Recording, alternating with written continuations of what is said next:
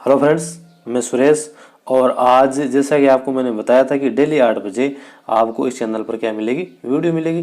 तो आप ज़रूर इस चैनल को सब्सक्राइब कर लें ताकि आने वाली वीडियो नोटिफिकेशन आपको मिलते रहे और अपनी तैयारी को आप बेहतर कर सकें। तो आज हम बात कर रहे हैं नीति आयोग की।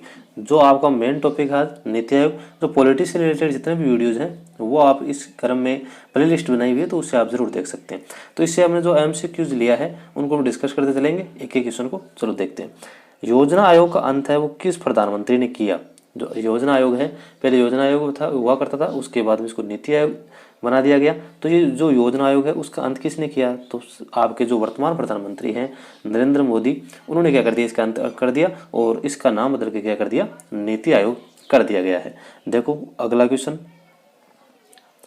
अगला क्वेश्चन है कि योजना आयोग को प्रतिस्थापित करते हुए निम्नलिखित में से किस दिन नीति आयोग अस्तित्व में आया। अभी हमने ऊपर वाले डिस्कस किया कि नरेंद्र मोदी ने क्या कर दिया, योजना आयोग को डिसमिस कर दिया और उसकी जगह नीति आयोग लागू कर दिया। जो नीति आयोग है वो किस दिन अस्तित्व में आया, तो वो आया था आपका 1 जनवरी 2015 को। 1 जनवरी 2015 को ये क्या हो गया था, आपका योजना आयोग से क्या बदल गया, नीति आयोग में बदल गया। और पहले इसके अध्यक्ष कौन रहे, आपके जो वर्तमान प्रधानमंत्री है श्री नरेंद्र मोदी। देखो अगला क्वेश्चन। अगला क्वेश्चन है कि योजना आयोग की स्थापना कब हुई। तो जो योजना आयोग है, अब नीति आयोग की तो हमने बात कर ली थी ऊपर वाले क्वेश्चन में। जो आपका योजना आयोग है उसकी तो हमने 1 जनवरी 2015 को बात कर ली भाई। भाई इसकी तो 1 जनवरी 2015 को बात कर ली। अब बात करें कि जो योजना आयोग शुरू के अंदर जो लागू हुआ था, जो नीति आयोग बना, उसकी स्थापना है वो कब हुई, तो वो हुई थी आपकी 1950 15 मार्च, यानी कि बी ऑप्शन आपका सही हो जाएगा। 15 मार्च 1950 को क्या हुई थी, आपकी योजना आयोग की स्थापना हुई थी। देखो नेक्स्ट क्वेश्चन, जो किन्होंने की, पंडित जवाहरलाल नेहरू ने। जो उसके प्रथम जो अध्यक्ष थे वो भी कौन थे, आपके नेहरू ही थे। देखो अगला क्वेश्चन।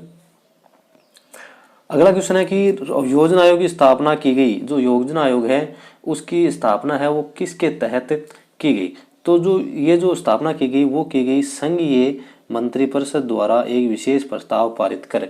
संघीय जो मंत्रिपरिषद है, जो आपकी संसद की जो मंत्रिपरिषद है, उसके द्वारा एक विशेष प्रस्ताव पारित किया गया। उसके बाद में आपकी जो योजना आयोग है उसकी स्थापना की गई। नेक्स्ट क्वेश्चन है कि निम्नलिखित में से एक संविधानेतर संस्था है, जो संविधानेतर संस्था है वो कौन सी है ना। तो इसमें देखो आपके थोड़ी सी ऑप्शन में क्या हो गई है, थोड़ी सी इसको आप डिलीट कर दीजिए भाई। जो ऑप्शन है वो थोड़े से आपके ऊपर नीचे हो गए, मिस प्रिंट हो गए। तो इसमें आपको क्या हो जाएगा, इसमें आपका हो जाएगा, देखो आगे देखते हैं, इसमें आपका ऑप्शन दिया हुआ नहीं है। इसमें आपका दिया नहीं, हाँ संविधानेतर संस्था, निर्वाचन आयोग, इनमें से कौन सा संविधान संस्था है। तो इसमें हमने जो नीति आयोग था वो तो लिखा ही नहीं यहाँ पे, तो इसका ऑप्शन हो जाएगा नीति आयोग। कौन सा, नीति आयोग हो जाएगा। नेक्स्ट क्वेश्चन है कि संविधानेतर संस्था निम्न से कौन सी है, तो आपका नीति आयोग है। क्योंकि ये देखो ये जो क्वेश्चन है वो यहाँ पे रिपीट हो गया, इसलिए थोड़ी सी ये मिस्टेक हो गई, तो नीति आयोग हो जाएगा इसमें। आगे देखो आगे की वित्त आयोग और योजना आयोग के परस्पर विलय का प्रस्ताव किसने दिया। जो वित्त आयोग और योजना आयोग है उनके परस्पर विलय का जो प्रस्ताव है वो किसने दिया था भाई, तो वो दिया था आपका MV माथुर ने। किसने दिया था, MV माथुर ने दिया था कि आप जो वित्त आयोग और जो योजना आयोग है उन दोनों को क्या कर दिया जाए, विलय कर दिया जाए। नेक्स्ट क्वेश्चन है कि कौन सा एक संवैधानिक निकाय नहीं है। अब नहीं पूछा है कि निम्नलिखित में से कौन सा एक संवैधानिक निकाय नहीं है।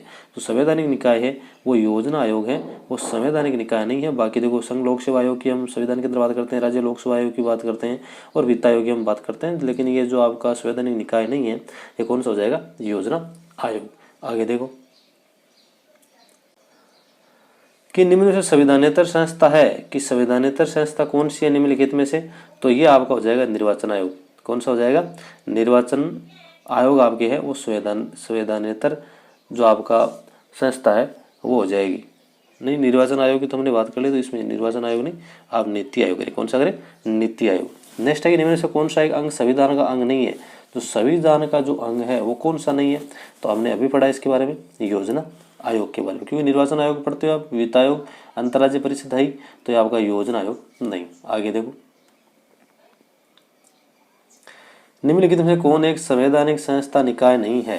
संवैधानिक और संस्था निकाय नहीं है। इसमें पूछा गया कि जो संवैधानिक संस्था है और निकाय है वो नहीं है। तो कौन सा, तो आपने इसके बारे में भी पढ़ा है। ये क्वेश्चन है कि अलग अलग एग्जामों के अंदर अलग अलग तरीके से पूछे गए क्वेश्चन है, इनको हमने यहाँ पे शामिल किए। सारे जितने भी क्वेश्चन है वो प्रीवियस ईयर्स के क्वेश्चन है सारे, है ना, तो इसको आप ध्यान रखिए। अगला क्वेश्चन है कि निम्नलिखित में से किस निकाय को संविधान में उल्लेख नहीं है। तो आपने अभी इसका पढ़ा कि जो आपकी योजना आयोग है उसका तो बिल्कुल भी नहीं है। तो इसमें कौन कौन सा होगा, तो राष्ट्रीय विकास परिषद भी नहीं है, क्षेत्रीय परिषद भी नहीं, तीनों नहीं है। तो ये आपका 1, 2 और 3 से हो जाएगा।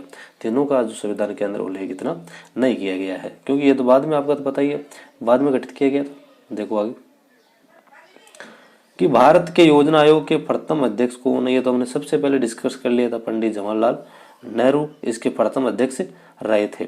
आयोग का अध्यक्ष कौन होता है, ये जो योजना आयोग है या जो नीति आयोग है उसका अध्यक्ष है वो कौन होता है। तो आपको पता है कि जो पहले प्रधानमंत्री थे और वर्तमान में भी प्रधानमंत्री है, तो कौन इसके प्रधानमंत्री हो जाएंगे। ऑप्शन संख्या 20 का राइट आंसर हो जाएगा।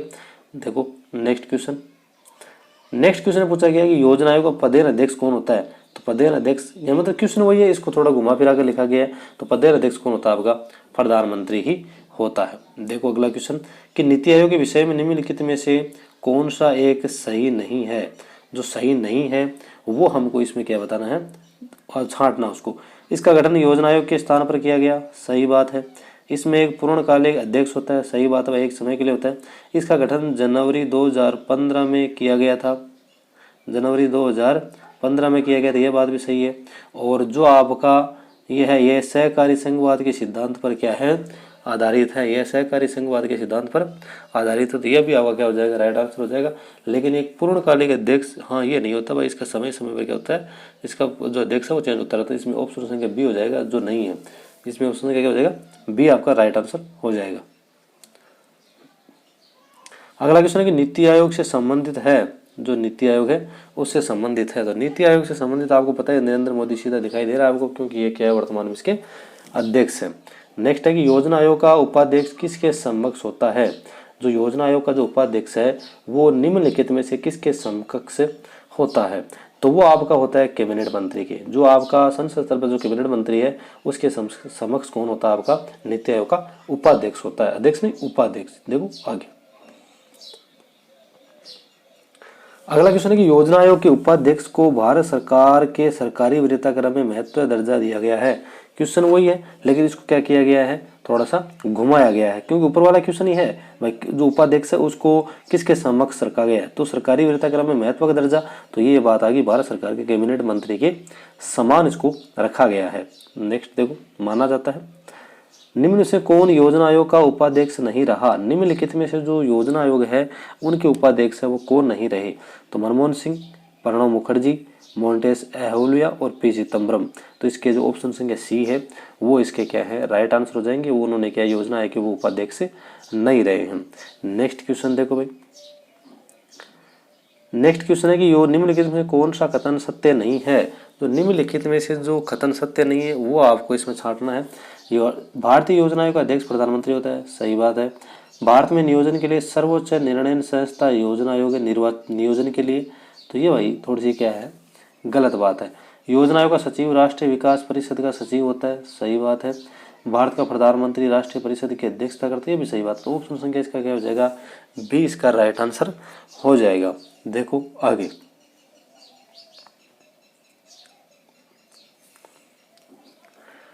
नीचे देखिए, दो व्यक्तियों को कथन ए तथा दूसरे का कारण आर खा गया। जो कथन है उसको तो ए खा गया और जो कारण है उसको आर खा गया।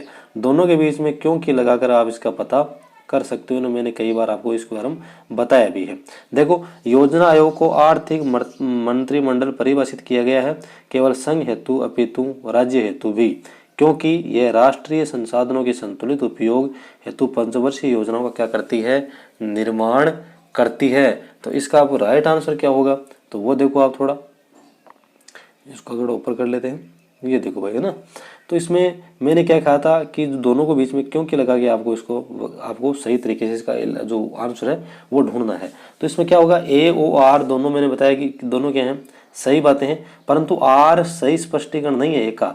हाँ, बातें दोनों सही है, लेकिन जो ये स्पष्टीकरण दिया है, कारण दिया गया है, वो एक का सही स्पष्टीकरण नहीं है। जो बात कही गई उसका स्पष्टीकरण नहीं है, क्योंकि बातें दोनों सही हैं लेकिन स्पष्टीकरण सही नहीं है, तो इसमें आपका ऑप्शन क्या हो जाएगा, बी सही हो जाएगा।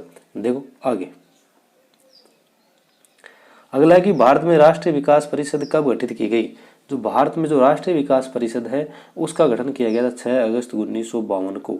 6 अगस्त 1952 को जो राष्ट्रीय विकास परिषद है उसका गठन किया गया। और ये आपका वेरी इंपॉर्टेंट क्वेश्चन भी है, 6 अगस्त 1952 को जरूर याद रखें। देखो नेक्स्ट क्वेश्चन है कि जो राष्ट्रीय विकास परिषद है वो क्या है।